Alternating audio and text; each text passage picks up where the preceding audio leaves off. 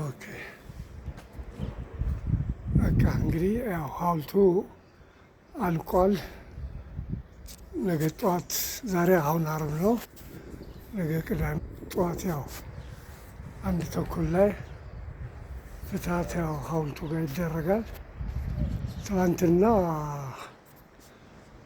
ደጀ ሰላም ያው በደንቡ መሰረት ለካህናቱ ለነቢጤ የሚሰጠው በሙሉ ተሰጥቷል። ነገ ደግሞ እዚሁ ላይ የሐውልት ስምም ተጠርቷል። ትላንት ሌሊትም በቅዳሴ ሰዓትም ስም እንዲጠራ ፍትሐት እንዲደረግ የቅዳሴ ሌሊትም እንዲደረግ ተደርጓል። አሁን ያው ነገ ቅዳሜ ጠዋት እዚህ ይደረጋል። እንግዲህ ከዛ በኋላ ወደ ቤት ነው የምንሄደው እና ጥሩ አልቋል፣ ጥሩ ሆኗል።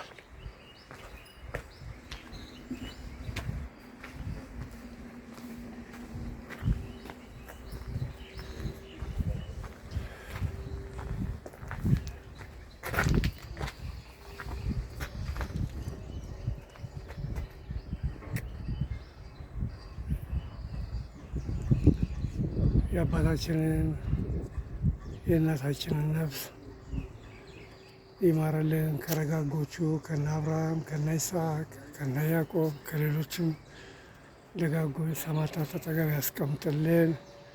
በሕይወት ያለነው በሰላም ይጠብቀን። አሜን።